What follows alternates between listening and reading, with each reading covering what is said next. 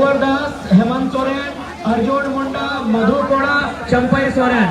यदि आपको जानकारी नहीं है तो मैं जानकारी देना चाहूंगा, इस बार के विधानसभा चुनाव में हेमंत सोरेन की पत्नी चुनाव में है, चंपई सोरेन जी का बेटा चुनाव में है, मधु कोड़ा की पत्नी चुनाव में है, रघुवर दास की पुतोह चुनाव है और अर्जुन मुंडा की पत्नी भी चुनाव लड़ रही है। क्या ये लोकतंत्र का सुंदर संदेश है?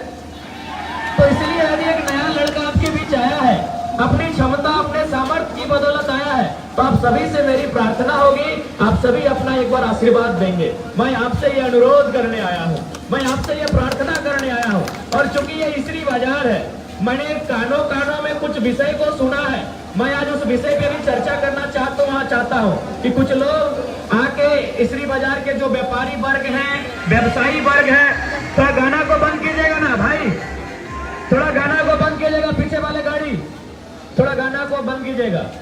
क्योंकि मैं इसीलिए यहाँ रुका, मैं क्षमा चाहता हूँ, मैं खेद प्रकट करता हूँ कि मैंने आपको रोककर मैं अपना बात को रख रहा हूँ, लेकिन कानों कान मुझ तक एक संदेश आया कि कुछ लोग हैं जो इसरी बाजार के जो व्यवसायी वर्ग हैं, व्यापारी वर्ग हैं, उनके बीच आकर हमारी झंडा करते हैं कि अगर जरा झंडा ना तो इस तरह का मेरे तरफ इशारा दिखाइए ना। मैं आपको क्लियर कहना चाहूंगा, मैं एक बदलाव की राजनीति के लिए आया हूँ, चाहे वो किसान वर्ग रहे या व्यापारी वर्ग रहे।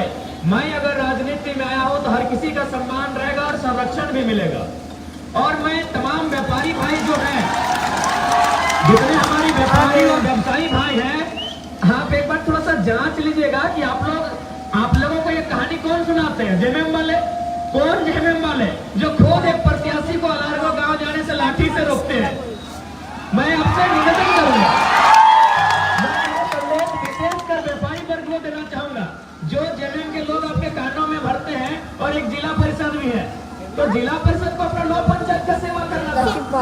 जेएमएम के लोग जो लाठी से अलारगो गांव मुझे घुसने नहीं देते हैं, यही बगल में कोई राकेश महतो है, मैं उन्हें नहीं जानता हूँ, वो जेएमएम के हैं। सुन रहे अपने गाँव में उन्होंने 2 दिन बिजली कट कर दिया था क्योंकि गाँव वालों ने मेरा झंडा लगाया था। आप उनकी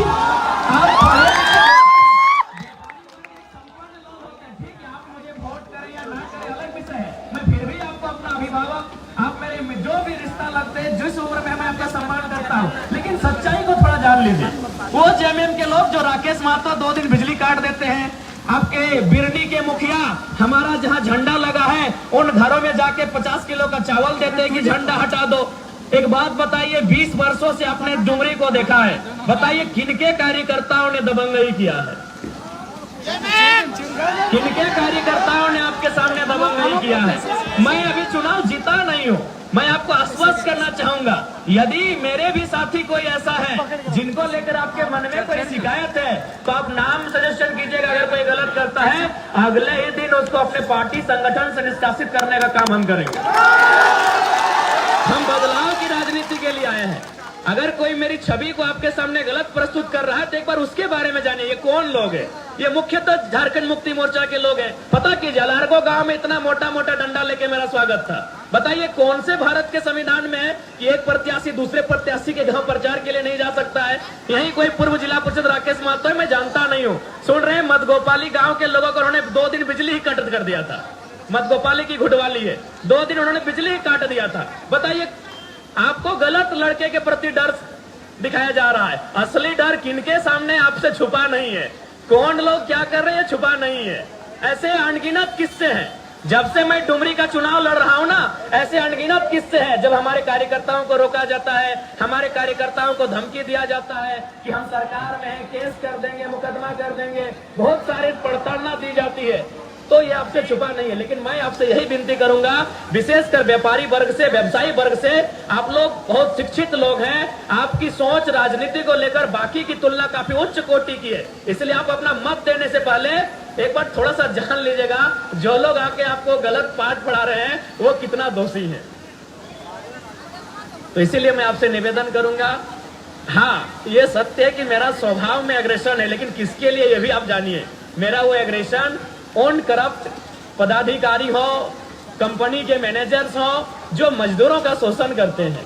आप देखिए, भले आप व्यवसायी हैं, लेकिन आपका व्यवसाय चले, किसी कोई गांव से कोई किसान आता है, जो बड़ी मुश्किल से दिन भर में 200-300 रुपए कमाता है। अगर कोई वीडियो अगर उससे किसी काम के बदले घूस मांगेगा और मैं वहां अगर एग्रेशन दिखाता हूं तो क्या ये गलत है? आप ही बताइए। मेरा 2-3 पिछले 4-5 महीने में मेरा एक रूप आपके सामने आया है जिसको लेकर शायद आप संशय में है, तो मैं आपको बताना चाहूंगा वो घटना बाघमारा की है। ये संदेश मेरा विशेषकर इसरी बाजार के जितने भी हमारे अभिभावक तुल्य व्यापारी व्यवसायी वर्ग है उनके लिए है। बाघमारा की वो घटना दरअसल ये है कि वहां 133 वर्कर काम करते हैं।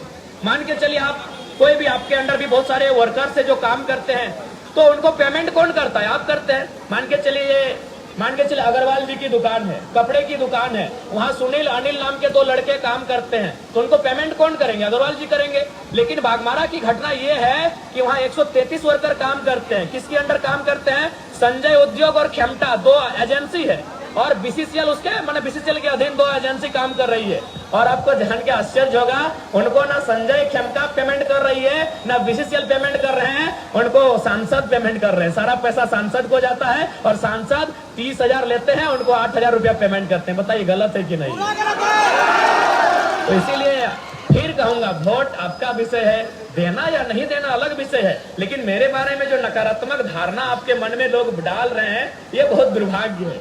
मैं एक ऐसा लड़का हूं, आज हजारों लोगों की मैं उम्मीद बन के आया हूं।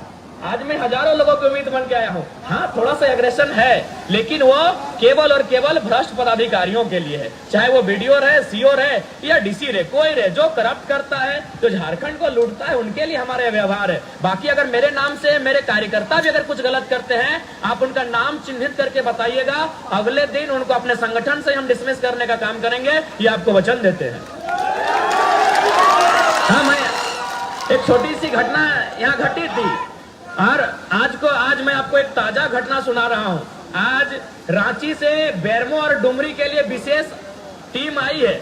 वो विशेष टीम में बहुत सारे आईएएस पदाधिकारी हैं और उनको ये बोला गया है कि आप डुमरी और बेरमो में एक काम ऐसा कीजिए कि जयराम महतो चुन के चुनाव जीत के नहीं आ पाए। सोच सकते हैं आज लोग किस प्रकार से एक साजिश कर रहे हैं। यही दिल्ली के चुनाव आयोग की टीम भी आई है। आपको भी मालूम है, हर एक विधानसभा में चुनाव आयोग 2-2 पदाधिकारी भेजते हैं, उनको शायद ऑब्जर्वर कहा जाता है। वे लोग बैठ के बात क्या कर रहे थे मालूम है कि झारखंड नहीं, पूरे इंडिया की हिस्ट्री में हम एक ऐसा चुनाव देख रहे हैं जहां नेशनल पार्टी, स्टेट लेवल की पार्टी जो 20 साल से सरकार में रही है, वो एक 29 साल के लड़के के पीछे हाथ धो के पड़ी है। आप अगर आशीर्वाद नहीं देंगे तो ये लड़का, आखिर मुझसे डर उनको क्यों है? सवाल ये भी है कि मुझसे उन आईएएस आईपीएस को डर क्यों है, उन सरकारों को डर क्यों है? ना, डर इसलिए कि अगर हम वहां जाएंगे तो हम वहां कोयले की बात करेंगे, बालू पत्थर की बात करेंगे, रोजगार की बात करेंगे, किसान की बात करेंगे, व्यवसाय की बात करेंगे। हम वहां जाएंगे तो हर झारखंड के मुद्दे को बहुत तार्किक ढंग से उठाएंगे। इसीलिए आज वो भयभीत है कि कुछ भी हो जाए ये लड़का नहीं आना चाहिए। मैं आपको एक लोकसभा की घटना सुनाऊंगा, नाम लेके सुना देता हूँ। चंद्रप्रकाश चौधरी और मथुरा महतो, आपको मालूम है मैं तीसरा प्रत्याशी था, वो 2 थे। इंडिया से मथुरा महतो, एनडीए से चंद्रप्रकाश चौधरी। वो निरसा में बैठ के एक दिन मीटिंग कर रहे थे। क्या मीटिंग कर रहे थे मालूम है? कि बोले कुछ हो जाए, जयराम अगर जीत के आएगा तो तुम्हारा बेटा और मेरा बेटा का कैरियर खा जाएगा। ये उनका सोच है। सोच के देखिए, चंद्रप्रकाश चौधरी और मथुरा महतो निरसा में जाके मीटिंग कर रहे हैं बंगाल बॉर्डर में, और क्या बात कर रहे हैं कि कुछ हो जाए, तुम जीतो दिक्कत नहीं है, हम भी जीते तो दिक्कत नहीं है, लेकिन अगर ये लड़का जीतेगा तो तेरा भी बेटा का कैरियर खाएगा और मेरा भी बेटा का। क्योंकि हम लोग दोनों चाहते हैं कि हमारे बाद हमारा बेटा विधायक बने। तो एक बार इस लड़के को आप साथ दीजिए, ये बदलाव के लिए आया है। हमसे भयभीत होने की आवश्यकता उनको है जो झारखंड की कोयला को लूट रहे हैं, जो झारखंड के बालू को लूट रहे हैं, जो जंगलों को, खनिजों को लूट रहे हैं, जो ईमानदारी पूर्वक, निष्ठा पूर्वक काम करने वाले लोग। आप निश्चिंत रहिए, हम आपके बीच भी गार्जियन बन के नहीं, आपका बेटा आपका रक्षक बन के खड़ा रहेंगे। ये आपको हम वचन देते हैं। अरे आप तो संपन्न लोग हैं। मैं बरकट्ठा की एक घटना सुना रहा हूँ। वहाँ एक बुजुर्ग आदमी, सरकारी रिटायर्ड टीचर है, वो सरकारी टीचर, ऐसा नहीं कि वो कोई आम व्यक्ति, एक सरकारी टीचर है। वो बरकट्ठा गए थे सीओ से अपना साइन करने के लिए, तो सीओ ने उनको 3 दिन घुमाया। तो चौथा दिन उस बुजुर्ग व्यक्ति ने कहा कि जयराम महतो ठीक बोलता है, घूस मांगने वाला वीडियो सीओ को उठा के टेबल में, क्योंकि आचार संहिता है, बूढ़े ने कहा, एक बुजुर्ग आदमी 70 साल उम्र पार हो चुकी है, उस बूढ़े ने कहा कि जयराम महतो ठीक बोलता है, घूस मांगने वाला वीडियो सीओ को उठा के टेबल में, विश्वास कीजिए जो काम 3 दिन से नहीं हुआ था, सीओ ने खुद उनको बुलाया, बोला बाबा जयराम महतो तो जवान लड़का है, ऐसा भाषण देता है तो चलेगा, बूढ़ा आदमी कहे ऐसा बोले हम साइन कर देते हैं। अब आप बताइए क्या वो व्यवहार मेरा गलत है? ठीक है, हम मानते हैं, हम कभी नहीं हम एग्रेशन के लिए जाने जाते, लेकिन मेरा एग्रेशन जनता के लिए है, मेरा एग्रेशन गरीब शोषित वंचित लोगों के लिए है। इसलिए हम आपसे विनती करेंगे, विशेषकर जो व्यवसायी वर्ग हैं, व्यापारी वर्ग हैं, बिल्कुल आप मन में किसी प्रकार की नकारात्मक भ्रांति को उत्पन्न ना होने दें। मैं एक बेटा बन के सबकी सेवा करने के लाया हूं, आपसे निवेदन है एक परिवर्तन को सपोर्ट करें। आपने वोट किया है, 20 वर्षों से झारखंड जब से अलग हुआ है, आपने किसी न किसी को वोट किया है, आपसे निवेदन होगा इस बार परिवर्तन के लिए वोट करें। आज देखिए बहुत सारे पत्रकार आते हैं तो क्या कहते हैं कि डुमरी फलाना पार्टी की परंपरागत सीट है, टुंडी फलाना पार्टी की परंपरागत सीट है, बगोदर फलाना पार्टी की परंपरागत सीट है। क्योंकि व्यवसायी वर्ग आप लोग पढ़े लिखे लोग हैं, बताइए लोकतांत्रिक देश में परंपरागत सुनने में ठीक लगता है?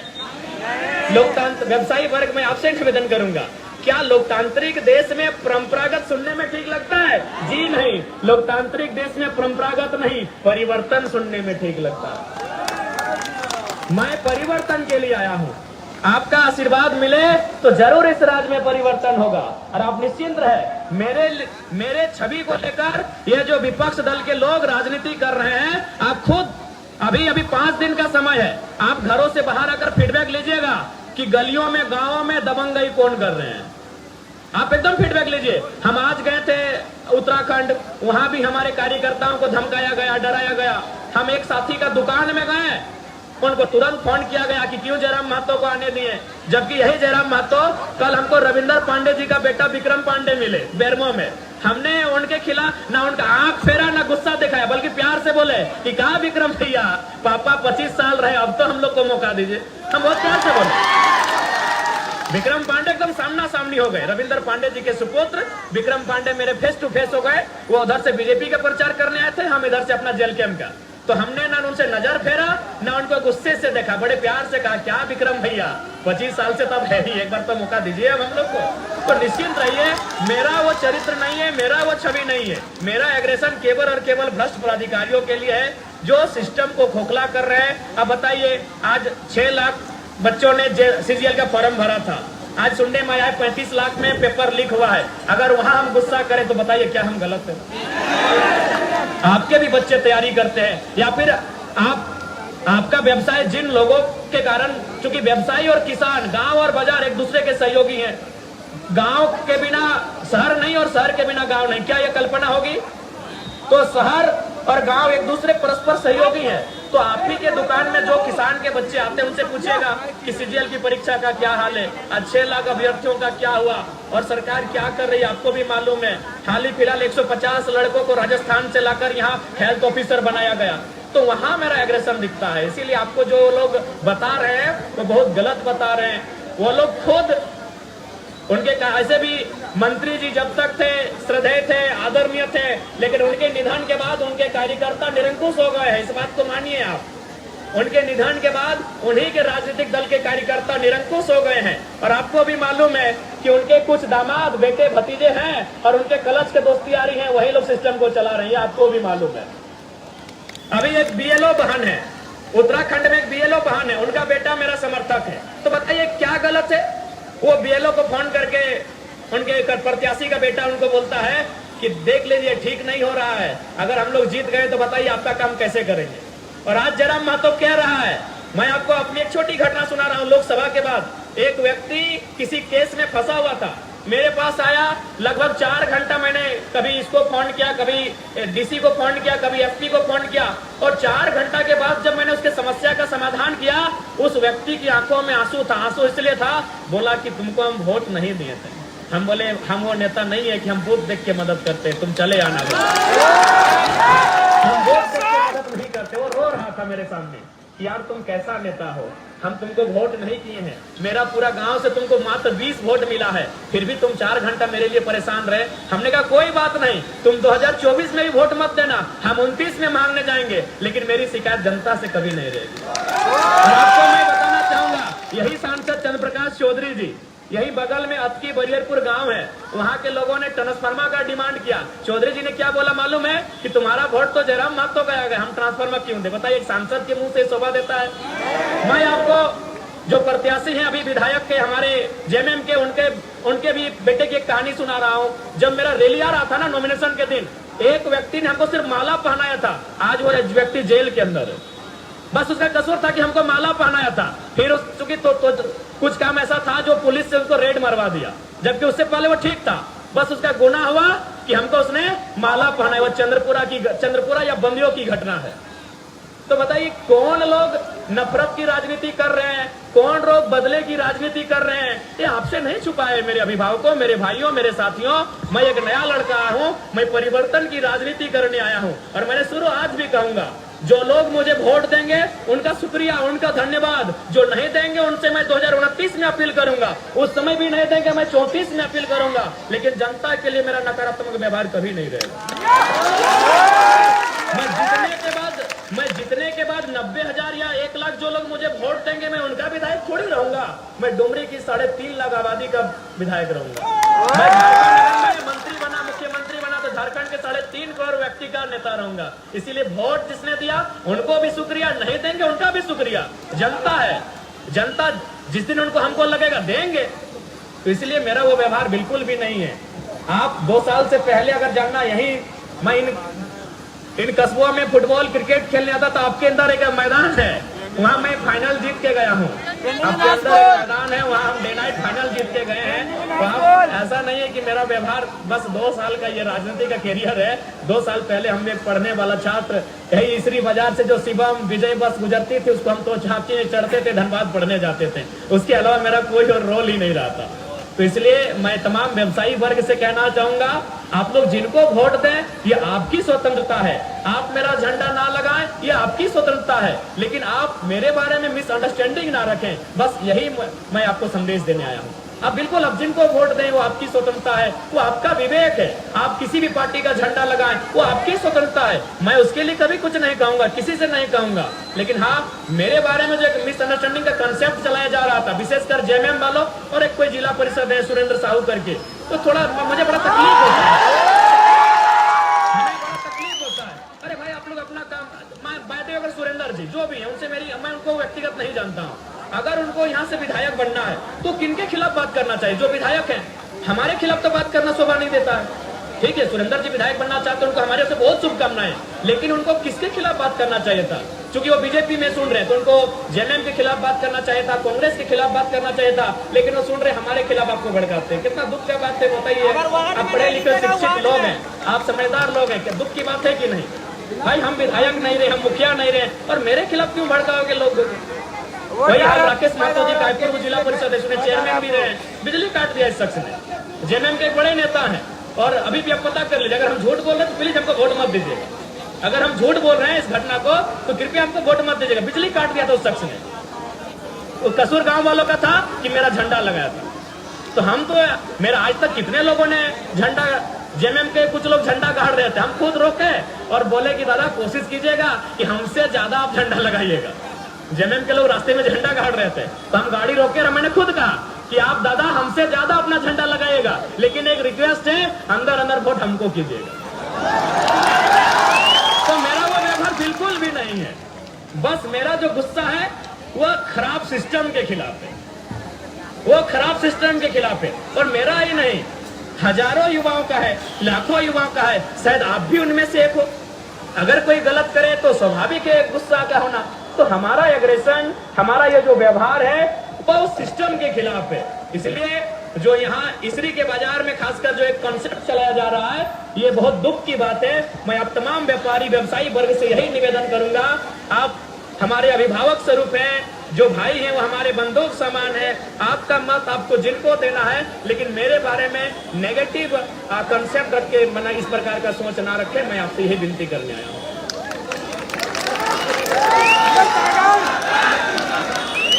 और ऐसा नहीं है जैसे कि एक कंसेप्ट ये आता है चंदा को लेकर, तो ऐसा कुछ नहीं है। हम लोग को साल में एक कार्यक्रम होता है वो करम के अवसर में, तो उसमें तो लोग स्वेच्छा से मांगते हैं। अजंता स्वीट्स ने काफी मदद किया था, उनको धन्यवाद जो भी है अजंता स्वीट्स। तो ये आपकी स्वेच्छा है, आपको अगर सहयोग करना है तो ठीक है, नहीं तो इसमें कोई आपत्ति नहीं है। तो ये मिसअंडरस्टैंडिंग आपसे आग्रह होगी कि कृपया इस मिसअंडरस्टैंडिंग के तहत मैंने वोट को लेकर थिंकिंग ना रखें, ये हमारी आपसे प्रार्थना है। पुनः हम यही कहेंगे, वोट देना ना देना ये आपका विषय है, ये आपके वोट की स्वतंत्रता है, लेकिन जिस प्रकार से ये लोग, कुछ लोग हैं जो नेगेटिविटी को फैलाने का काम करते हैं, उनसे थोड़ा सचेत रहिएगा, यही हमारी आपसे प्रार्थना है। क्योंकि सड़क बाधित हो रही है और यातायात भी बाधित हो रही है, इसलिए थोड़ा सा समय को देखते हुए बस यही ये विशेष संदेश मेरा व्यवसायी वर्ग जो इसरी बाजार से हो, निमिया घाट के बाजार से हो, या कहीं विशेषकर इसरी बाजार और डुमरी बाजार, जहां दो नेता, एक इधर जिला परिषद साहब और एक उधर पूर्व जिला परिषद के कुछ लोग आके आपको जो कंसेप्ट बताते हैं, आप भी समझदार लोग हैं, काफी मतलब आप चेतना है राजनीति की, आप में समझ है, सूझबूझ है, आपका मत है। पुनः आप सभी को मेरा ढेर सारा